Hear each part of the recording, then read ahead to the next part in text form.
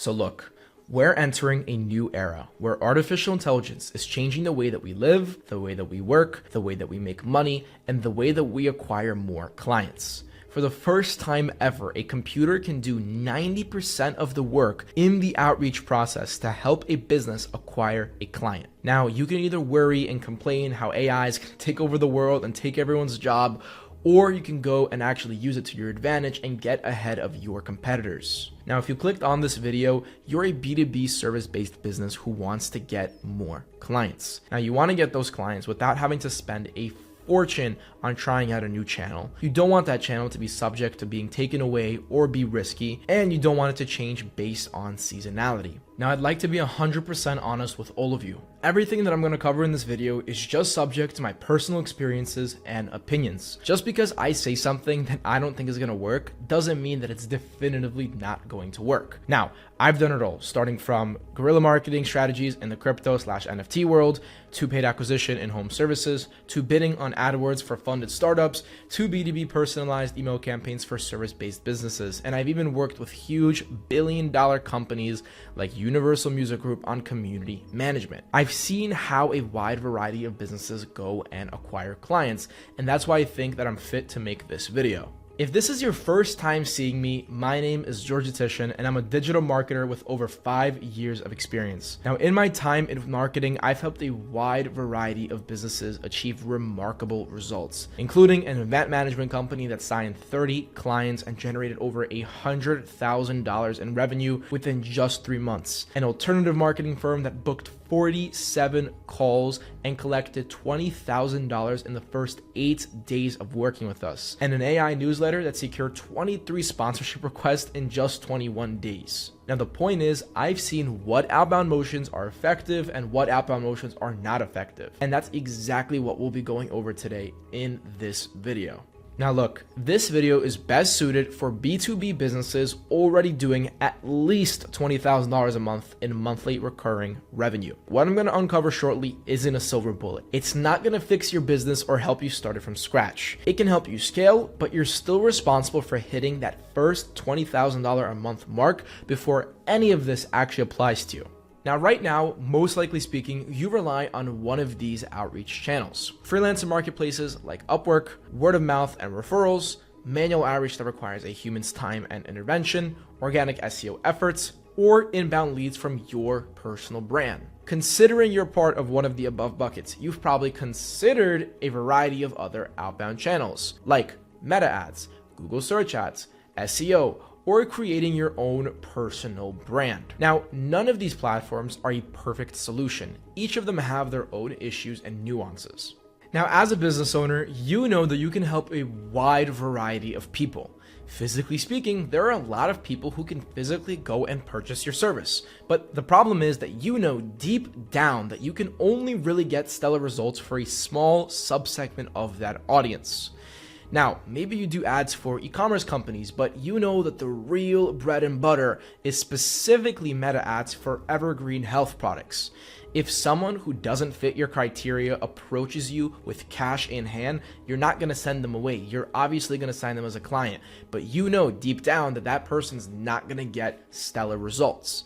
Now, the ideal outreach channel wouldn't generate those types of clients. The ideal outreach channel would generate the types of clients that you are confident that you can get results for and retain for a long period of time. Now, what if you actually took the time and energy to really assess the risk to reward ratio of all of the popular outreach channels before throwing money at them? And that's exactly what we're going to do in this video today together. Now, there are 7 primary factors that determine how effective or ineffective an outreach channel may be. There is sustainability and risk, which is how likely is it that this channel can be shut down or taken away from you. There is time to results, which is what is the time delta between the first investment and the results that you're looking for. There is control over targeting, which is how precisely can you define and reach out to your intended audience. There's time commitment, which is how much time will you need to devote to running this channel effectively. There's scalability, which is how easily can you increase the volume once you've seen initial success. And there's enterprise value. Does using this channel make your business more or less sellable? And last but not least is the cost. How much does it actually cost to run this channel effectively? Now let's begin with meta ads. Now, anyone who's ever run meta ads seriously will probably tell you stories of how their ad accounts or their business managers have gotten banned at one point or another for absolutely no reason. And of course, although there are ways to fix these issues like any issue in life, they're still adding risk to your business. Imagine you're running ads and they're profitable and everything is going good, and one day your ad account just shuts down for no reason and all of your lead flow is gone. So for that reason, I'm going to say that meta ads are medium risk, just because that does happen and it's very common. Now, after iOS 13, advertising changed completely. You really needed to start relying on the meta ad pixel to target the right type of person. And as many of you probably already know,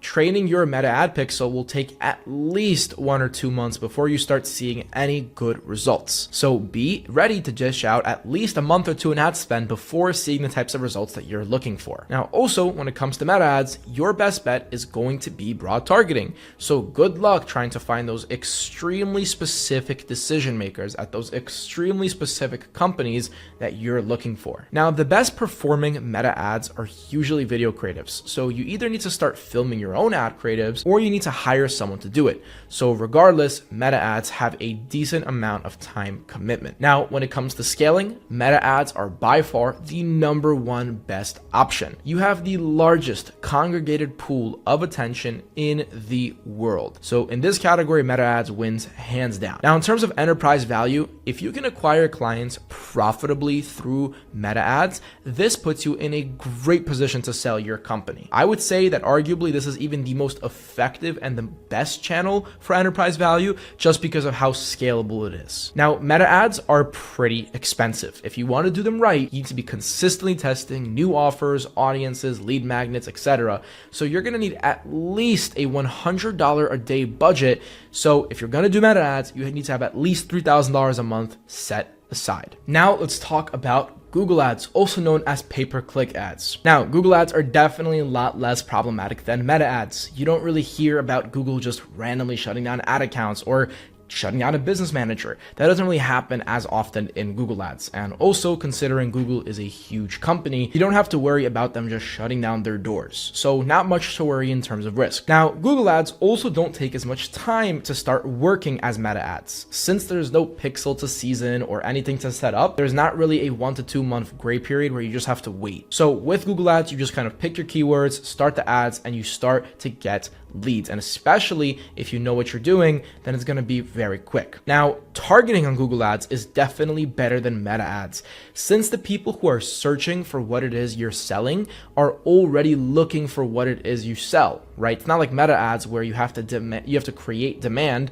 You're just capturing demand with Google ads. And because of that, these are very high intent leads. Now, the time commitment definitely isn't small. You need to be consistently testing landing pages, funnels, and optimizing for the lowest cost per click. So I can say confidently that in terms of time commitment, Google ads and meta ads are going to be around the same. Even though you don't have to create creatives, you have other problems that come with Google ads. Okay. Now, scalability with Google ads is also pretty good. Now, I'm not going to go as far to say that it's as good as Facebook, because Google ads are demand capture and, meta ads are demand generation. And since inherently there's always going to be more people that are not interested in something than people who are, and purely based off that logic, Google ads cannot be as scalable as meta ads. Most people who are watching this video, that's not going to be a problem until you start becoming a very, very, very big business. Now, being able to acquire clients with Google ads will definitely add enterprise value as well, since this is a purely cold source of traffic. But Google ads are even more expensive than Facebook ads, which are already pretty expensive. Now, often to really see results from Google ads, you need at least $5,000 a month. Now, keep in mind, there's a lot of factors you have to test. So each one of those tests needs a budget. That's why Google ads become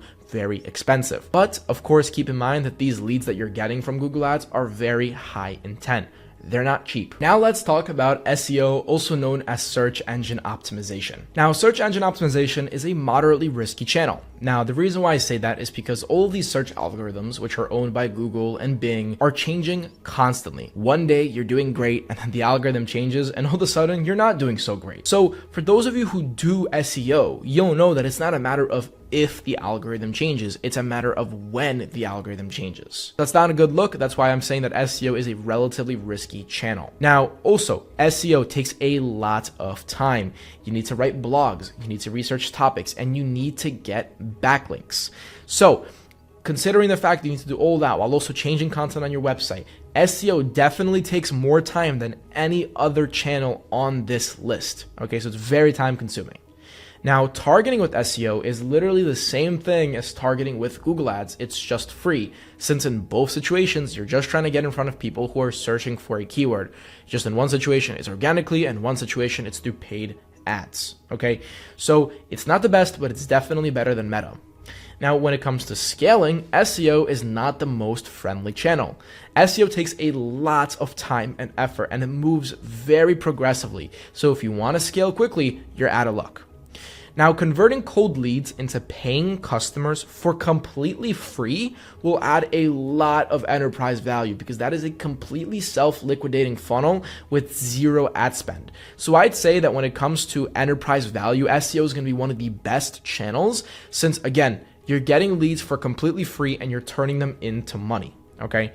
Now, SEO on its own is free. You might need to pay for backlinks depending on the type of backlinks and the quantity of backlinks that you're looking for.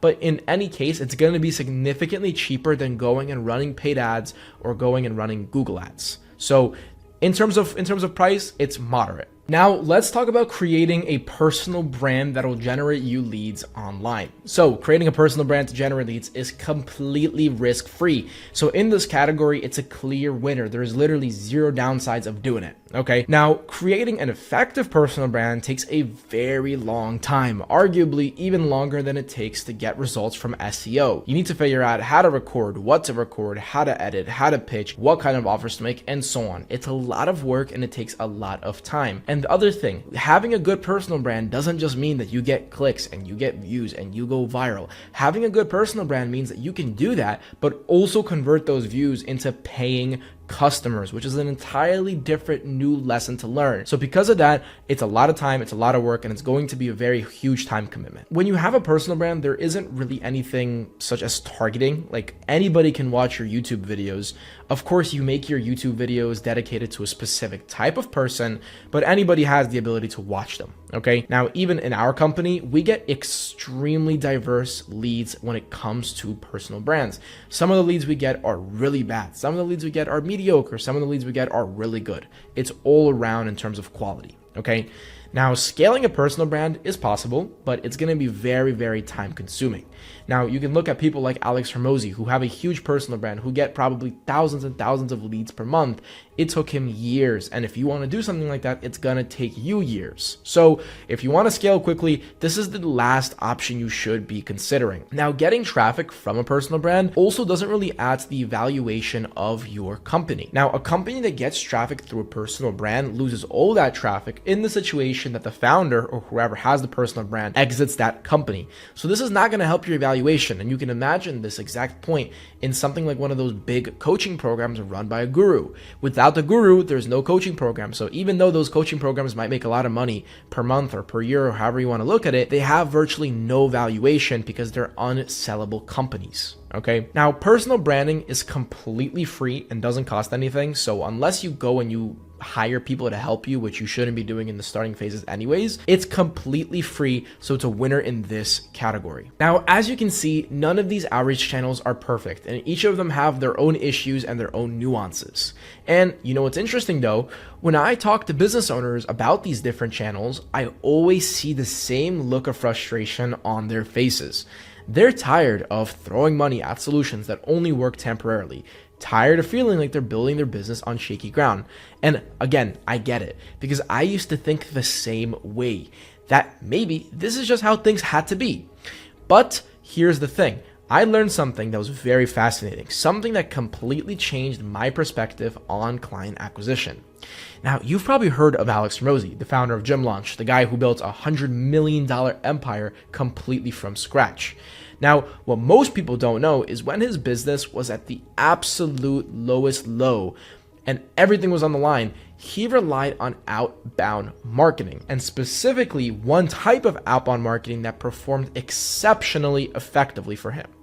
Now, he turned to one of the most overlooked strategies in modern marketing, a strategy that's been under our noses the whole time, hidden in plain sight while nobody was paying attention to it. Now, what Hormozi discovers wasn't just another marketing channel. It was a completely different approach to getting clients, one that gave him total control over targeting, predictable results, and didn't require a fortune to get started on. But before I reveal exactly what that strategy is, let's go clear on what the perfect outreach channel would actually look like. Because once you understand the criteria, you'll understand why this hidden approach checks every single box. Okay, so you want an outreach channel that's going to be around forever, something that can't be taken away or turned off or changed or manipulated in any way, shape, or form. You want it to always work. You want something where you can see results very quickly, ideally within the first month of getting started, because you don't want to be negative for too long. You want something also where you can target a very specific type of ideal client profile that you really believe you can get results for. You should be very, very detailed with who you're going after. Also, you shouldn't have to spend countless hours to do this outreach channel either. It should be a lean process, which doesn't take that much time, max 1 hour a day. It should be very scalable as well. So once you figure out what works, you should be able to just throw more fuel in the fire and scale as you go. Also, this channel should help your enterprise value, because no matter whether you're planning on selling your business or not, building it as if you are will give you the most amount of flexibility. Now, also, this channel should be relatively low cost, or if possible, completely free. Now, with all of these criteria set, I can confidently say there's only one solution that fits the description,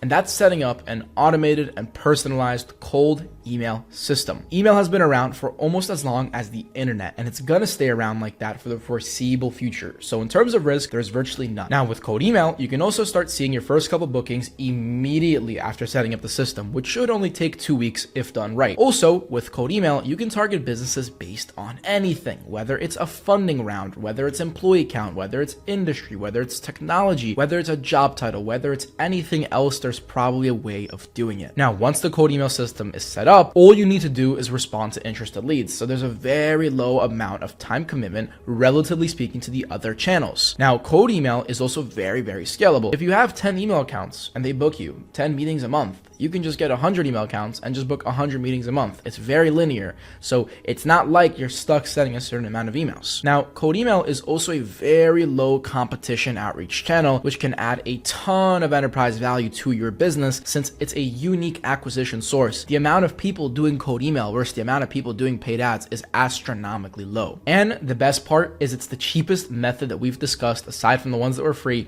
on this list. You can get an effective cold email system in place for just $500 a month. Now, Sebastian is living proof of this. He managed to take his brand new agency all the way to $26,000 in monthly recurring revenue using just cold email in 2 months. And Marvin was able to add an additional $20,000 in monthly recurring revenue to his e-commerce SEO agency in a time when everyone is saying that selling to e-commerce companies is impossible and selling SEO is impossible. Now, I'm sure you have a dozen questions in your head, so let me clarify exactly what a cold email system is. Setting up a cold email system involves purchasing 25 to 50 domains, setting up 2 to 3 email accounts per domain, scraping leads off big sales intelligence platforms like Apollo or ZoomInfo, verifying and normalizing leads using Million Verifier and Lead Academy, setting up a cold email sequencer like Instantly or SmartLead, then managing all of your positive replies in one big unified inbox, which both providers give you access to, and every time someone is interested, you send over your Calendly link and book that person in. Now, when you're confident with these steps, there is even more advanced strategies that involve using artificial intelligence to write personalized emails and all of these intent-based campaigns and stuff like that. But just for the sake of keeping this simple, we're not going to talk about that. Now, meaning there's no big amount of manual work involved in this process. Even when you get to the point where you're doing something more advanced, it's the artificial intelligence bots that are going to be helping you. The only time you speak with an actual lead is when they've already expressed their interest. And you can say that cold email is very similar to fishing in the way that you set out your rod and your bait and you cast it into the ocean, right? Then when the rod gets put down, you go and you do something else in the meantime and you don't focus on the rod, right? Then as soon as a fish actually goes and takes the bait, the rod's going to notify you and you're going to go and reel that fish in, right? Cold email campaigns just run in the background. As soon as there's someone interested, then you go and you take over, but you don't have to manage all of that stuff that's happening beforehand because that's all done with AI and technology. Now let's take a step back because I'm sure you're wondering to yourself, George, I don't know how to make a cold email system, and you probably have a couple of concerns. So let me go ahead and address all of that before we continue. Now, the number one thing I hear is, will this hurt my main business domain? Now, absolutely not. We use completely separate domains when we do cold email, so there's no link back to your main company. So you don't really have any risk associated with hurting your primary domain. Okay. Now, another thing that I always hear is, could this hurt my reputation on a company level? Now, honestly, when done correctly, cold email can actually build your reputation and your brand awareness because, again, we're not spamming. We're reaching out to a carefully selected group of businesses with personalized and value-focused messages. It's just like making a professional introduction, just at scale. And the last thing I hear is, do I need to be technical to do cold email? And the honest answer is not at all. If you can use Gmail or Outlook and just click a few buttons, you already have all of the technical skills required to go and launch a cold email campaign. The systems that we use are all built out products on the internet. So it's not like you have to code anything or you have to set anything up. You just have to be able to click buttons and read text. Okay, that's really all you need to do. Now, on top of that, you guys are very lucky because in cold email, there's a lot of very useful resources teaching you how to do cold email properly. Now, just me, I have an hour-and-a-half long course on YouTube published for completely free showing everything that you need to know to run cold email. Also, on top of that, I have a video regarding pretty much any subject online regarding cold email. So if you need anything, then you always have those free YouTube videos from me and other creators